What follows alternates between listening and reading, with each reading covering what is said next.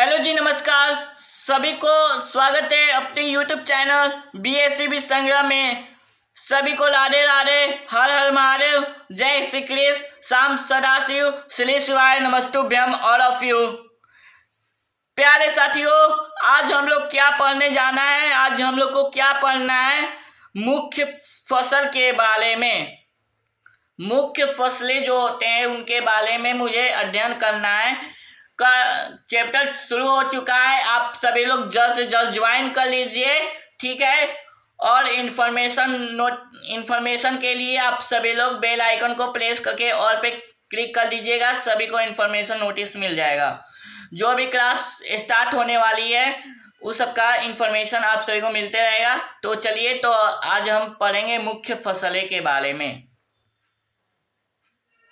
तो चलिए, मुख्य फसल क्या कहती है चलिए जानते हैं। मृदा, जलवायु और कृषि पद्धति के अंतर के कारण देश के विभिन्न क्षेत्रों में अनेक प्रकार के खाद्य और अखाद्य फसलें उगाई जाती है। भारत में उगाई जाने वाली मुख्य फसलें चावल, गेहूं, मोटे अनाज, दाल, चाय, कॉफी, गन्ना, तिलहन, कपास और जूट इत्यादि।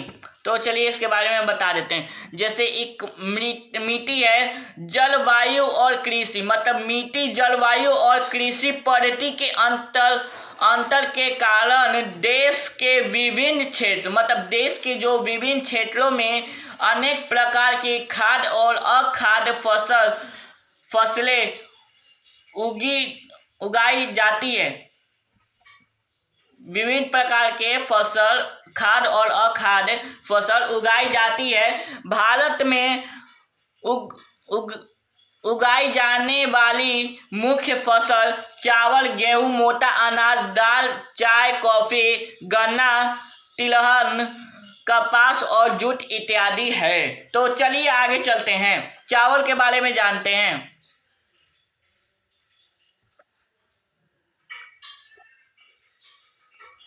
चावल क्या है?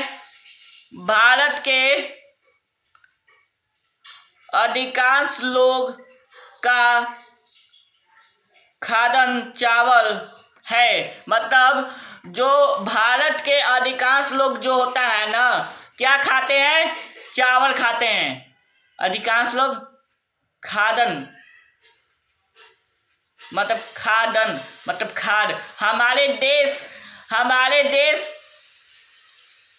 चीन के बाद दूसरे सबसे बड़ा चावल, माना हमारा देश है जो चीन के बाद दूसरा सबसे बड़ा चावल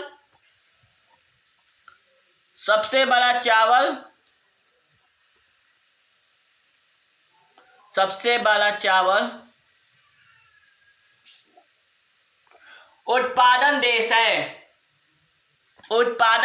देश है। यह एक खली की फसल है जिसे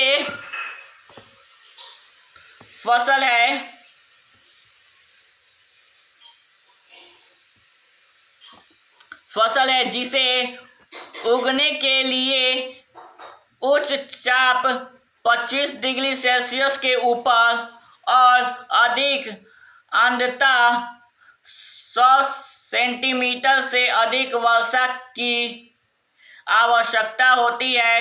कम वर्षा वाले क्षेत्र में इसे सिंचाई करके उगाया जाता है, ठीक है।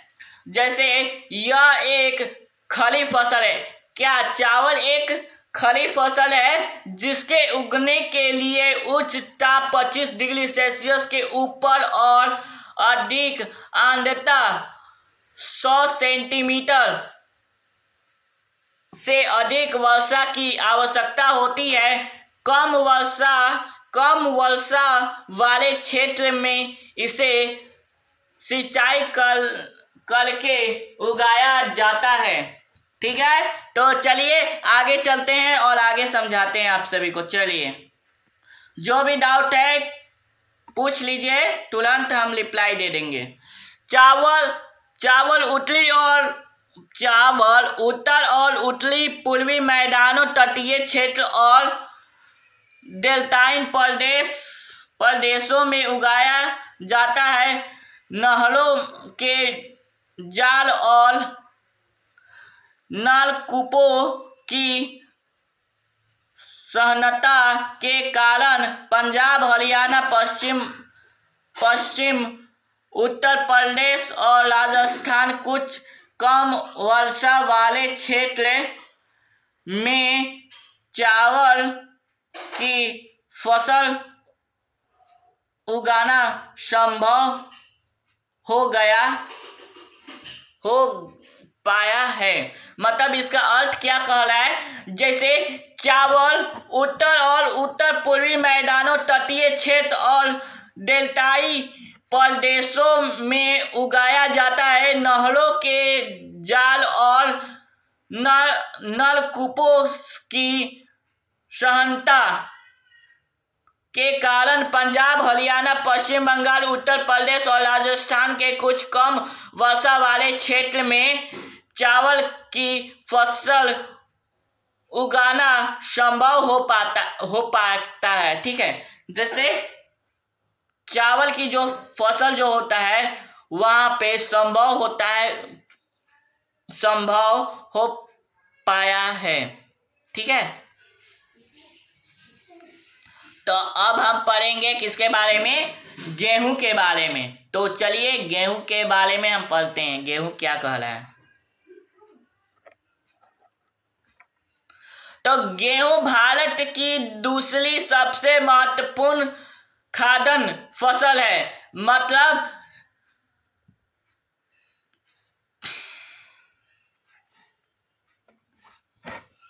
मतलब जो है गेहूं भारत की दूसरी सबसे महत्वपूर्ण खाद्यान्न फसल है। इसका अर्थ होता है भारत की दूसरे स्थान पर महत्वपूर्ण खाद्यान्न फसल है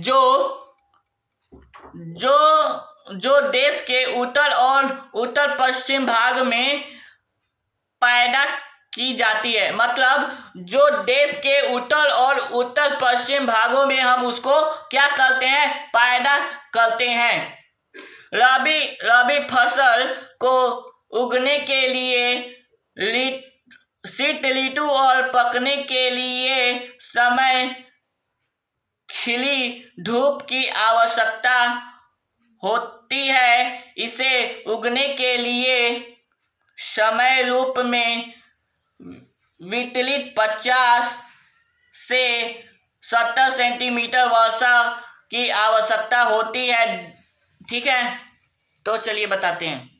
जो गेहूं फसल होता है, गेहूं फसल भारत की दूसरी सबसे महत्वपूर्ण खाद्यान्न फसल है। मतलब खाद्य से उगाया जाने वाला फसल है जो देश के उत्तर और पश्चिम भागों में पैदा किया जाता है। मतलब देश के उत्तर और पश्चिम भागों में हम इसको पैदा करते हैं। और रबी फसल होती है, जो रबी की फसल को उगने के लिए शीत ऋतु और पकने के लिए समय खिली धूप की आवश्यकता होती है। इसे उगने के लिए सामान्य रूप से वितरित 50 से 75 सेंटीमीटर वर्षा की आवश्यकता होती है। क्या बच्चों ये आप सभी को समझ में आया? तो आया तो कमेंट बॉक्स पे कमेंट करो कि हाँ समझ में आया। नहीं आया तो कमेंट बॉक्स में कमेंट करो कि हमको यह टॉपिक समझ में नहीं आया, तो मैं उसको एक्सप्लेन करके इससे भी बढ़िया तरीके में मैं समझा दूंगा। जो आप सभी लोग एनसीईआरटी बुक कवर कर लीजिए, एनसीईआरटी से ही क्वेश्चन पूछता है बोर्ड एग्जाम में। बोर्ड एग्जाम अगर एनसीईआरटी अगर आपका कवर हो जाएगा तो आपको टॉपर बनने के लिए कोई रोक नहीं सकता है। एनसीईआरटी आपका सबसे बेस्ट मजबूत है बिहार बोर्ड के लिए। एनसीईआरटी क्लास 10th हो, 11th हो या 12th हो, 9, 10th, 11th, 12th के स्टूडेंट को मैं गाइडेंस देना चाहता हूँ कि आप सभी लोग एनसीईआरटी बुक को कवर कर लीजिए, क्योंकि उसी में से आप सभी का क्वेश्चन पूछता है और बुक के बीच में से क्वेश्चन पूछेगा। ठीक है, हम टोटल ऑब्जेक्टिव क्वेश्चन और सब्जेक्टिव क्वेश्चन हम देंगे आप सभी को, टेंशन ना लीजिए और हमारे साथ बने रहिए, ठीक है। तो चलिए मैं आगे चलता हूं। चलिए देश, अब देश के बारे में ये देखिए, आप जो कह रहे हैं ये है आपका, ये क्या है, ये है गेहूं की कृषि। ये क्या है, गेहूं की कृषि, ठीक है। अब उसके बाद हम आते हैं, अब देश के बारे में आ गया है तो देश के बारे में हम पढ़ा देते हैं। देश,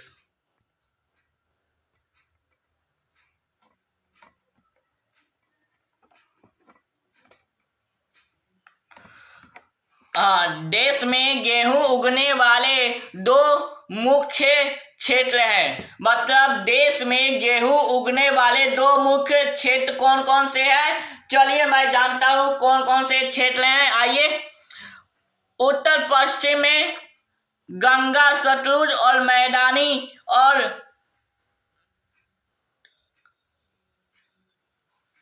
देखिए उत्तर पश्चिम में गंगा सतलुज और मैदान और दक्कन का काली मिट्टी वाले प्रदेश, पंजाब, हरियाणा, उत्तर प्रदेश, मध्य प्रदेश, बिहार और राजस्थान कुछ भागों में गेहूं पैदा करने वाले मुख्य राज्य हैं। जैसे देश में गेहूं उगने वाले दो मुख्य क्षेत्र हैं। उत्तर पश्चिम में गंगा सतलुज का मैदान और दक्कन का काली मृदा वाले प्रदेश, पंजाब, हरियाणा, मध्य प्रदेश, बिहार और राजस्थान के कुछ भाग में गेहूं पैदा करने वाले मुख्य राज्य हैं। तो चलिए आगे चलता हूं। अब मोटा अनाज के बारे में पढ़ेंगे। मोटा अनाज क्या कह रहा है, आइए। जवार, बाजरा और रागी भारत के ज्वार, बाजरा और रागी भारत के उगाए जाने वाले मुख्य मोटा अनाज है। यद्यपि इन्हें मोटा अनाज कहा जाता है, परंतु इसमें पोषक तत्वों की मात्रा अत्यधिक होती है। उदाहरण यथार्थ रागी में प्रचुर मात्रा में लोहा, कैल्शियम, सूक्ष्म पोषण और भूसी मिलती है। दो क्षेत्र के उत्पाद की दृष्टि से ज्वार देश की तीसरी महत्वपूर्ण खाद्य फसल है। यह फसल वर्षा पर निर्भर होती है। अधिकतर आंध्र क्षेत्र में उगाए जाने के कारण इसके लिए सिंचाई की आवश्यकता नहीं होती है। चलिए, जो मोटा अनाज होता है, ज्वार, बाजरा, रागी भारत के उगाए जाने वाले मुख्य मोटे अनाज है। यद्यपि इसे मोटा अनाज कहा जाता है, परंतु इसमें पोषक तत्वों की मात्रा अत्यधिक होती है। उदाहरणतया रागी में प्रचुर मात्रा में लोहा, कैल्शियम, सूक्ष्म पोषण और भूसी मिलती है। क्षेत्र और उत्पादन के दृष्टि में ज्वार देश की तीसरी महत्वपूर्ण खाद्य फसल है। यह फसल वर्षा पर निर्भर होती है। अधिकतर आंध्र क्षेत्र में उगाए जाने के कारण इसके लिए सिंचाई की आवश्यकता नहीं होती है।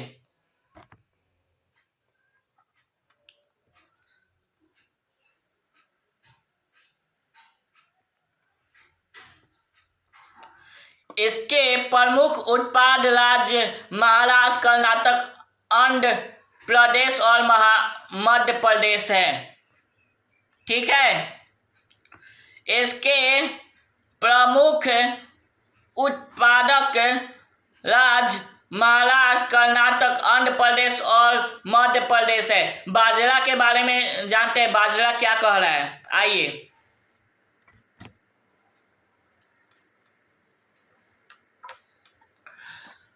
यह एक बलुआ और उथली काली मृदा पर उगाया जाता है। यह क्या है, यह बलुआ और उथली काली मृदा पर हम इसको क्या करते, उगाते हैं, उगाया जाता है। राजस्थान, उत्तर प्रदेश, महाराष्ट्र, गुजरात और हरियाणा इसके मुख्य उत्पादक राज्य है। मतलब जो होते हैं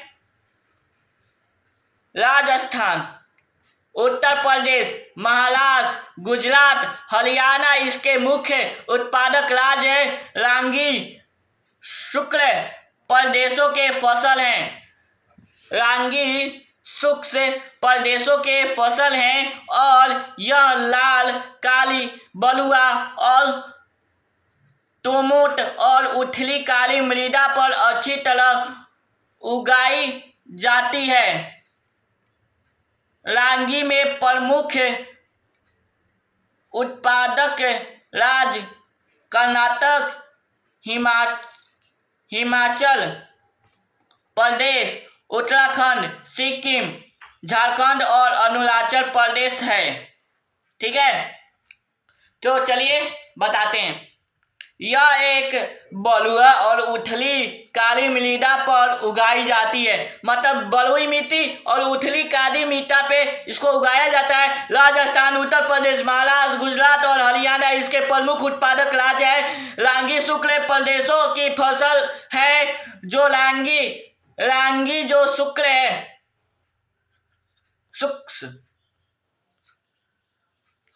जो लांगी शुष्क है प्रदेशों का फसल है और यह लाल, काली, बलुआ, दोमट और उथली काली मृदा पर अच्छी तरह से उगाई जाती है। रांगी के प्रमुख उत्पादक राज्य कर्नाटक, हिमाचल प्रदेश, उत्तराखंड, सिक्किम, झारखंड और अरुणाचल प्रदेश है। तो चलिए आगे चलते हैं। मकई के बारे में जानते हैं। मकई क्या होता है? यह एक ऐसा फसल है, यह क्या है, एक ऐसा फसल है जो खाद्यान्न का चाल दोनों रूप में प्रयोग होता है। देखिए, जो खाद्यान्न एवं चाल दोनों रूप में प्रयोग होता है, यह एक खड़ी फसल है। यह कती है, खड़ी फसल है। ठीक है, मक्का खती है, खड़ी फसल है। क्वेश्चन पूछेगा मकई कौन सा फसल में आता है? रबी फसल में आता है, खरीफ फसल में आता है। तो बताइए क्या होगा? खरीफ फसल। मकई खरीफ फसल है। ठीक है, ओके, समझ में आया?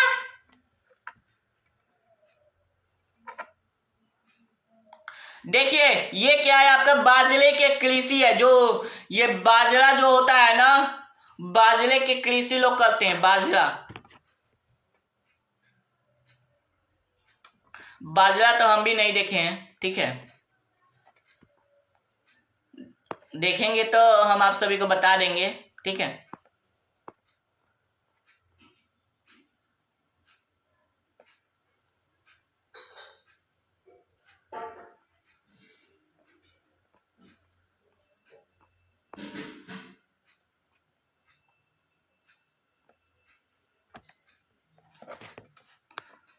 जो 21 डिग्री सेल्सियस से 27 डिग्री सेल्सियस तापमान में और पुरानी जलोढ़ मृदा पर अच्छी प्रकार से उगाई जाती है। मतलब जो 21 डिग्री सेल्सियस से 27 डिग्री सेल्सियस तापमान में और पुरानी जलोढ़ मिट्टी पर अच्छी प्रकार से उगाई जाती है। बिहार जैसे कुछ राज्य में मक्का, रबी और ऋतु में भी, मतलब बिहार जैसे कुछ राज्यों में मक्का, रबी की ऋतु में भी उगाई जाती है। आधुनिक प्रौद्योगिकी निवेशों जैसे अच्छे पैदावार देने वाले बीजों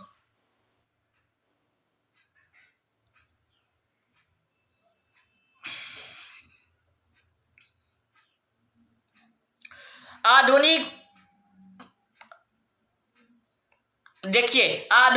प्रौद्योगिकी निवेशों जैसे अच्छा पैदावार देने वाले बीज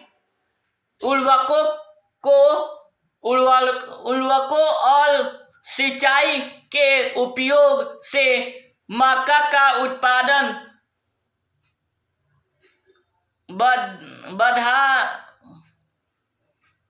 बढ़ा है। कर्नाटक, मध्य प्रदेश, उत्तर प्रदेश, बिहार, आंध्र प्रदेश और तेलंगाना मक्का की मुख्य उत्पादक राज्य है। देखिए, इसके बारे में हम बता देते हैं। जब आधुनिक प्रौद्योगिकी जो निवेशों जैसे उच्च पैदावार मतलब ज्यादा पैदावार देने वाले बीजों उर्वरकों को और सिंचाई के उपयोग में मक्का और उत्पादन बढ़ा है। इसका उत्पादन जो होता है बढ़ा है। जैसे कर्नाटक, मध्य प्रदेश, उत्तर प्रदेश, बिहार, आंध्र प्रदेश और तेलंगाना मक्का के मुख्य उत्पादक राज्य है। ठीक है, आई होप आप सभी को यह वीडियो समझ में आ रहा होगा। नहीं आ रहा होगा तो कमेंट बॉक्स में कमेंट करना। ठीक है, तो मैं आगे चलता हूं। सच की सच्चाई साथ है, डरने वाली क्या बात है। चलिए अब डाले के बारे में पढ़ लेते हैं। चलिए,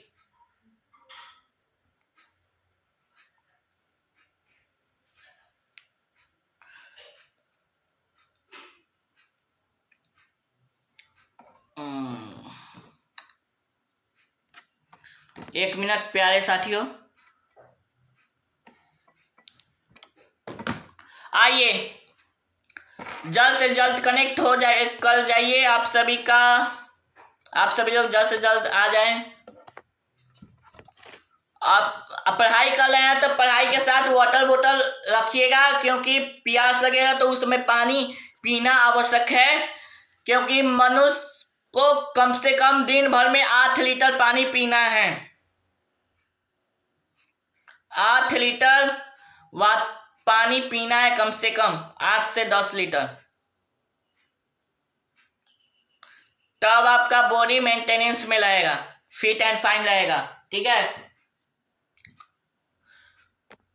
भारत विश्व के दालों का सबसे बड़ा उत्पादक तथा उपभोक्ता देश है।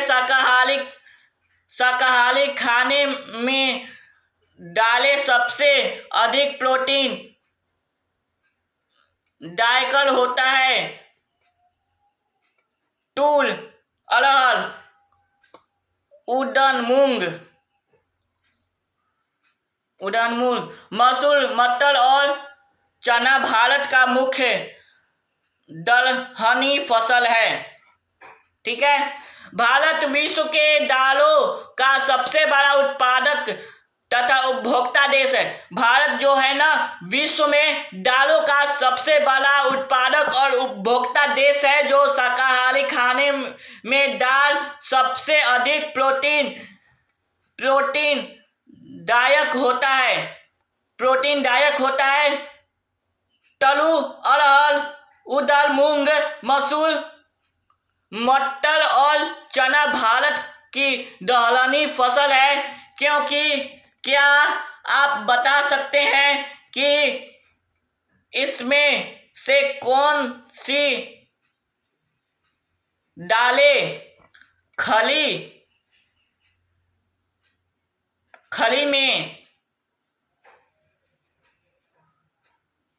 खरीफ में और कौन सी दालें रबी में उगाई जाती है? देखिए, इसका अर्थ क्या है। इसमें से कौन सी दाल खरी में और कौन सी दाल रबी में उगाई जाती है? तो चलिए हम बता देते हैं। दालों का कम नमी और आवश्यक होता है। दालों को कम नमी और आवश्यक होता है और इन्हें शुष्क परिस्थितियों में भी उगाया जा सकता है। ठीक है। और फसलें होने के नाते अरहर को छोड़कर अन्य सभी दालें वायु से नाइट्रोजन लेकर भूमि का उर्वरक को बनाए रखती है। चलिए बता दे क्या? चलिए बता देते हैं।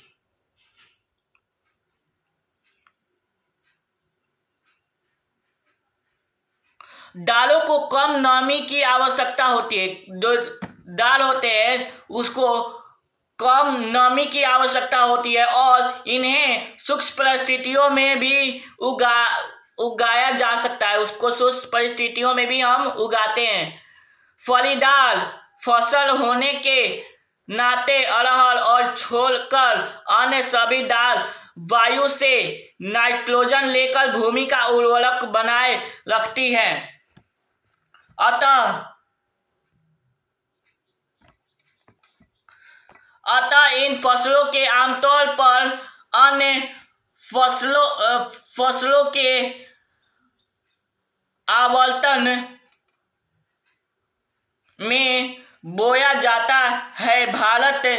भारत में मध्य प्रदेश, राजस्थान, महाराष्ट्र, उत्तर प्रदेश और कर्नाटक दाल के मुख्य उत्पादक राज्य है। मतलब अतः इन फसलों को आमतौर पे अन्य फसल में आवंटन में बोया जाता है और भारत में मध्य प्रदेश, राजस्थान, महाराष्ट्र, उत्तर प्रदेश और कर्नाटक दाल के मुख्य उत्पादक राज्य है। ठीक है। तो चलिए अब हम पढ़ेंगे खदानों के अलावा अन्य खाद्य फसल के बारे में। ठीक है। खदानों के अलावा अन्य खाद्य फसल के बारे में हम लोग पढ़ेंगे। तो चलिए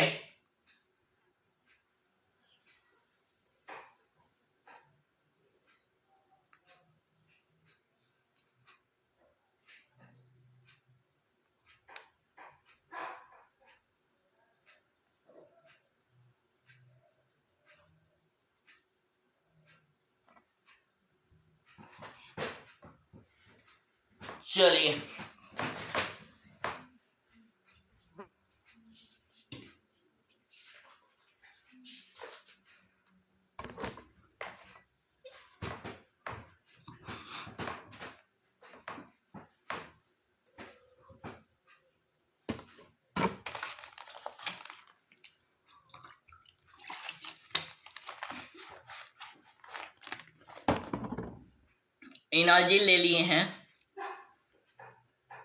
हम लोग का। एनर्जी क्या होता है? जल होता है। जले से हम लोग बोल सकते हैं। एनर्जी आ गया है। अब एनर्जी के साथ हम लोग आपको पढ़ाएंगे। चलिए अब हम पढ़ेंगे गन्ना के बारे में। ठीक है। आइए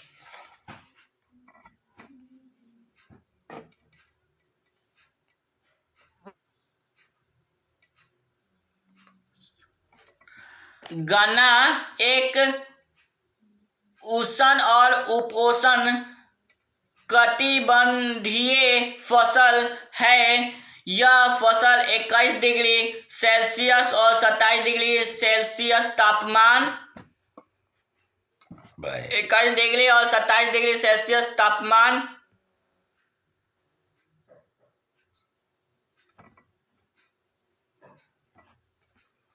21 डिग्री और 27 डिग्री सेल्सियस तापमान और 75 सेंटीमीटर से 100 सेंटीमीटर वर्षा वाली उष्ण और आर्द्र जलवायु की बोई जाती है। कम वर्षा वाले प्रदेशों में सिंचाई की आवश्यकता होती है। इसे अनेक मिट्टियों में उगाया जा सकता है तथा इसके लिए बुआई से लेकर कटाई की काफी शारीरिक श्रम की आवश्यकता होती है। ब्राजील के बाद भारत गन्ने का दूसरा सबसे बड़ा उत्पादक देश है। यह चीनी, गुड़, खाद्यशाली और सलील बनने के काम आता है।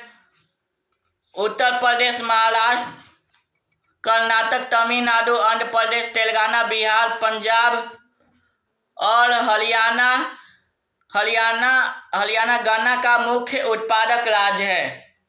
क्या है? हरियाणा गन्ना का मुख्य उत्पादक राज्य है। तो चलिए आगे बताते हैं।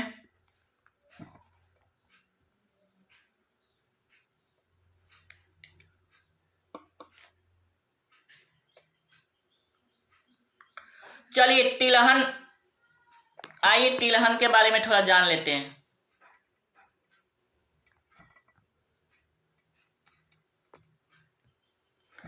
तिलहन 2018 में भारत विश्व के चीन के बाद दूसरा बड़ा तिलहन उत्पादक देश है। सन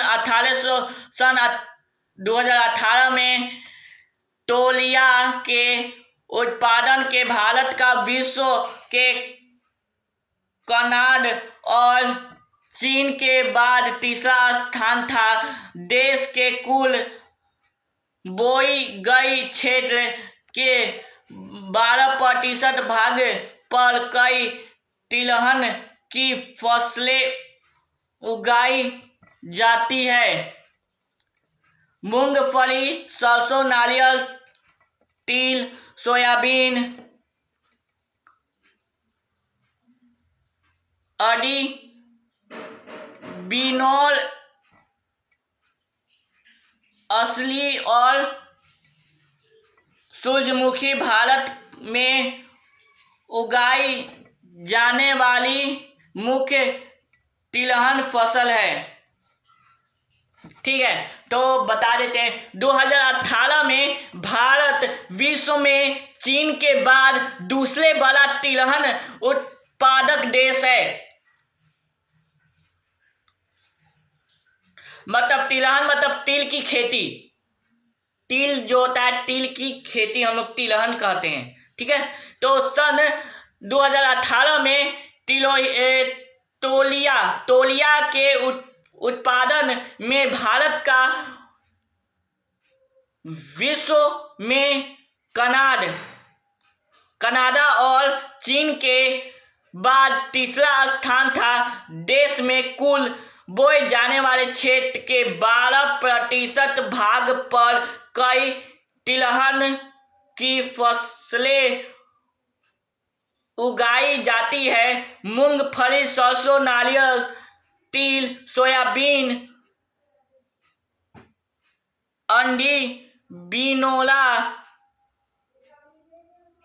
अलसी और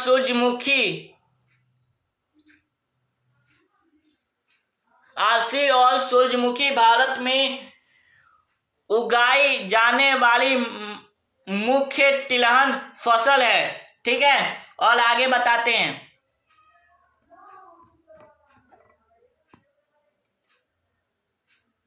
इनमें से अधिकतर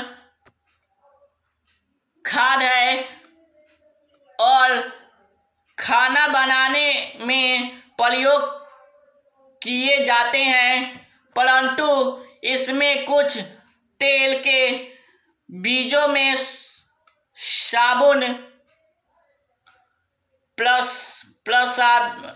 प्रसाधन, श्रृंगार का सामान और औटन उद्योग के कच्चे माल के रूप में प्रयोग किया जाता है। मूंगफली खरीफ फसल की फसल है तथा देश के मुख्य तिलहनों के कुछ उत्पादन का आधा भाग इसे फसल से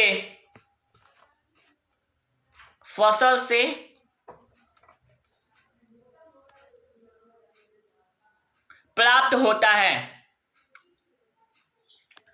चलिए हम थोड़ा सा आप सभी को बता देते हैं, थोड़ा डायग्राम दिखा देते हैं। उस समय से आप सभी पढ़ के डिमोटिवेट हो चुके होंगे, तो चलिए थोड़ा सा हम देखिए। ये है आपका क्या चीज है, ये है आपका मक्का का खेती, जो मकई जो आप लोग जानते हैं, मकई। कितने आदमी मकई खाए हुए हैं, थोड़ा सा कमेंट बॉक्स में कमेंट करना तो हम जान ले। मक्का किसको किसको पसंद है। देखिए ये है आपका मक्का की कृषि, ठीक है, मकई के कृषि। और ये है आपका गन्ना का कृषि, मतलब गन्ना के कृषि यही गन्ना होता है। आप सभी बहुत आदमी नहीं देखे होंगे, बहुत आदमी देखे होंगे। जो देखे हैं कमेंट कर दीजिए गन्ना का खेती कैसा होता है, ऐसे क्या बेनिफिट है उसमें, थोड़ा हम लोग को कमेंट करके बताइएगा कि इससे भी बढ़िया बेहतरीन से हम लोग पढ़ा सकते हैं और इससे भी बढ़िया से बढ़िया तगड़ा से तगड़ा पढ़ा दे आप सभी को, ठीक है। ये है आपको क्या है, ये मैदान में कटाई के लिए तैयार मूंगफली, सूरजमुखी और सरसों। देखिए ये मूंगफली है, सूरजमुखी है और ये सरसों है, ठीक है। तो चलिए आप सभी को यह समझ में आ गया होगा, तो थोड़ा और एक दो फिगर दिखा देते हैं। देखिए ये है आपको क्या चीज के लिए है, ये है आपका चाय की कृषि ऐसे होती है। और चाय की पत्तियों को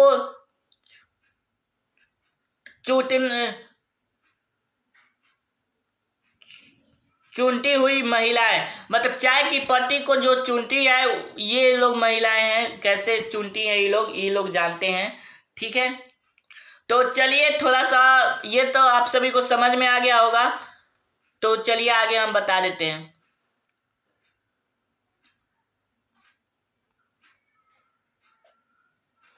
मूंगफली देखिए तथा देश के मुख्य तिलहनों के कुल उत्पादन का आधा भाग इस फसल से प्राप्त होता है, ठीक है।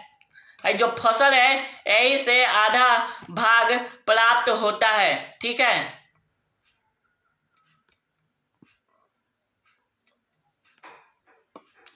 चलिए गुजरात मूंगफली का प्रमुख उत्पादक राज्य है। इसके अतिरिक्त राजस्थान और तमिलनाडु मूंगफली के अन्य मुख्य उत्पादक राज्य हैं। और 2019 से लेकर 20 तक अलसी और सरसों रबी फसल की फसलें हैं। तिल उत्तरी भारत की खड़ी फसल है और दक्षिण भारत में रबी फसल की अलिंद का खड़ी और रबी फसल दोनों ही फसल ऋतुओं में बोया जाता है।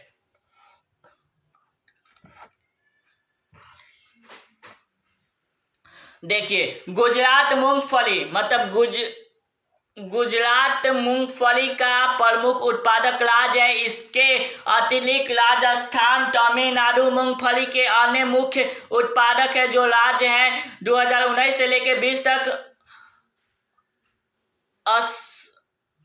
अलसी और सरसों रबी की फसलें हैं। तिल उत्तरी भारत के खली फसल हैं और दक्षिण भारत में रबी की अंडीन का खली और रबी दोनों ही फसल ऋतुओं में बोया जाता है।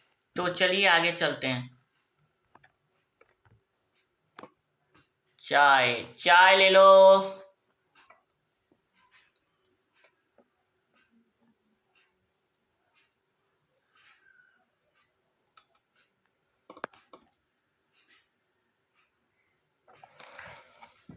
चलिए आज हम चाय के बारे में जानते हैं, चाय क्या होता है। चलिए,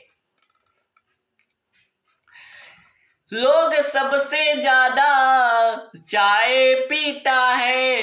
चाय पीने से क्या क्या साइड इफेक्ट होता है, क्या क्या साइड इफेक्ट होता है चाय पीने से, आप सभी को अगर मालूम है तो कमेंट बॉक्स में कमेंट कीजिए, बाद में मैं बताऊंगा लास्ट में। चलिए, चाय पीने से क्या क्या साइड इफेक्ट होता है, आइए।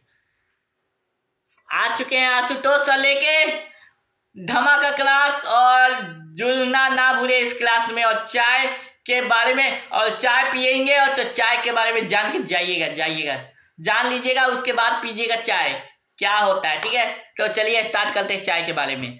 चलिए, चाय की खेती लोपन कृषि का एक उदाहरण है। यह एक महत्वपूर्ण पेय पदार्थ की फसल है जिससे शुरुआत में अंग्रेज भारत के लिए थे, भारत में लाए थे, जिससे शुरुआत में अंग्रेज भारत में लाए थे। आज अधिकतर चाय बागवान के मालिक भारतीय हैं। चाय का पौधा उष्ण और उष्णपोषण कटिबंधीय जलवायु, हार्मोन्स और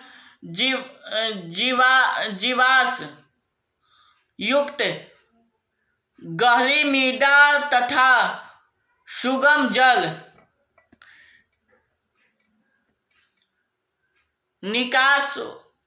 निकास वाले ढलवां क्षेत्र में भली भांति उगाया जाता है। चाय की झाड़ियों को उगने के लिए वर्षा और कोशन नम्र और पालारिधित जलवायु को आवश्यक होता है। वर्षा भर समान रूप से होने वाली वर्षा को बौछार इसमें कोमल पत्तियों के विकास में सहायक होती है। चाय एक संसाधन उद्योग है, इसके लिए प्रचुर मात्रा सस्ता और कुशल श्रम चाहिए। ठीक है, इसकी ताजगी बनाए रखने के लिए चाय की पत्तियां बागवान में ही संसाधित। ठीक है, तो इसके बारे में थोड़ा बता देते हैं, तो आगे बढ़ते हैं। चाय की खेती लोपन कृषि का उदाहरण है। यह एक महत्वपूर्ण पेय पदार्थ की फसल है जिसे शुरुआत में अंग्रेज भारत में लाए थे। मतलब जब शुरुआत हुआ था उस समय ये भारत में आया था। आज अधिकतर चाय बागवान के मालिक भारतीय हैं। चाय का पौधा उष्ण कटिबंधीय जलवायु, हार्मोन्स और जीवाश्म युक्त गहरी मिट्टी तथा सुगम जल निकास वाले ढलाव क्षेत्र में भाली भांति उगाया जाता है। चाय की झालियों को उगने के लिए वर्षा और कोसों नम्र और पाला रहित जलवायु की आवश्यकता होती है। वर्षा भर समान रूप से होने वाली वर्षा को बौछार इसको कोमल पत्तियों के विकास में सहायक होती है। चाय एक श्रम साधन योग्य है। इसके लिए प्रचुर मात्रा में सस्ता और कुशल श्रम चाहिए। इसका ताजगी बनाए रखने के लिए चाय की पत्तियां बागवान में ही संसाधित की जाती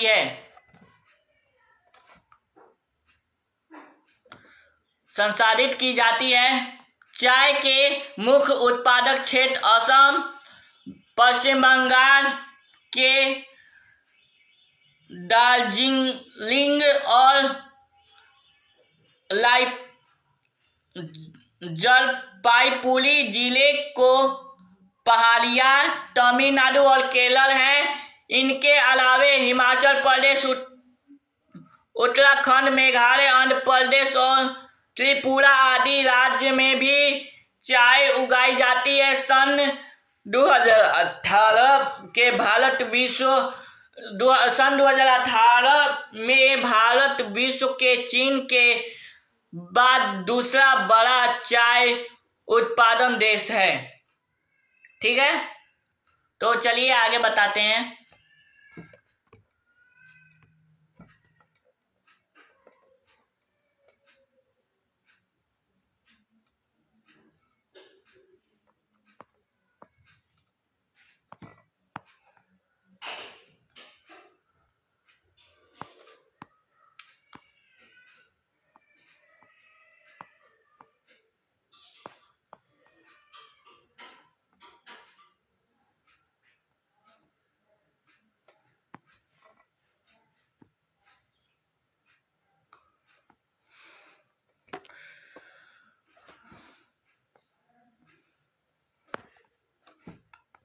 भारत कॉफी के बारे में जानते हैं। भारत कॉफी अपने गुणवत्ता के लिए विश्व विख्यात है। जो हमारे देश में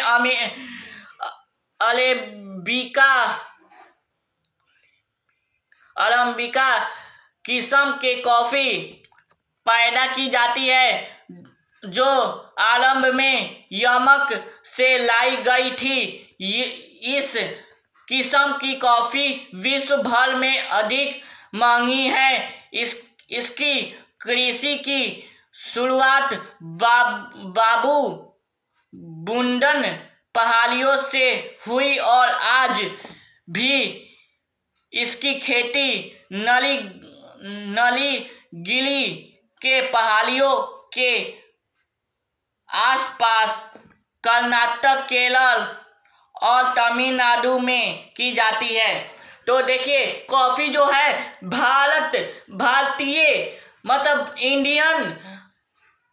भारतीय कॉफी अपना गुणवत्ता के लिए विश्व विख्यात है। हमारे देश में अरेबिका किस्म की कॉफी पैदा की जाती है, जो आरंभ में यमन से लाई गई थी। इस किस्म की कॉफी विश्व भर में अधिक महंगी है। इसकी कृषि की शुरुआत बाबू बुंडन पहाड़ियों से हुई और आज भी इसकी खेती नीलगिरी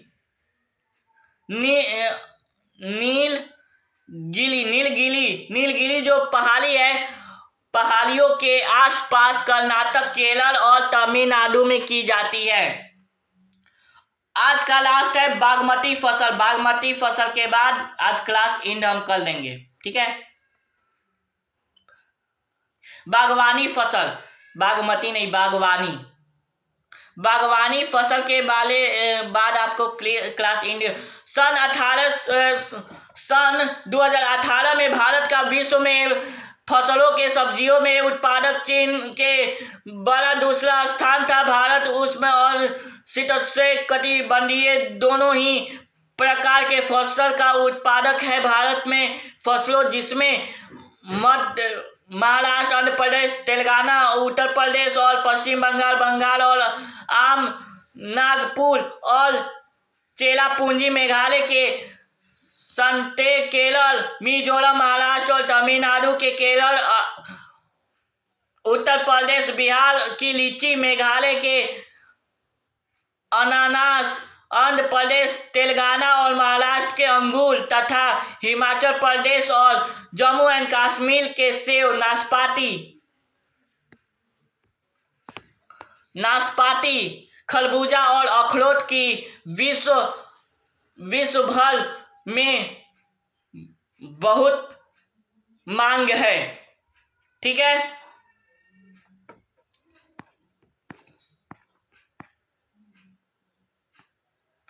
चलिए अब हम आप सभी को ये दिखाएंगे।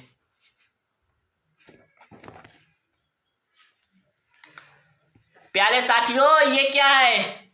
गुआवा।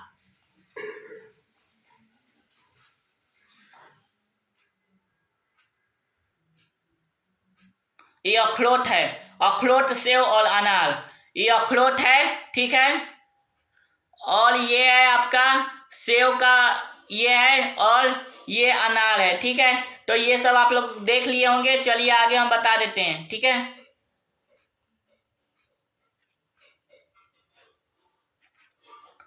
ठीक है,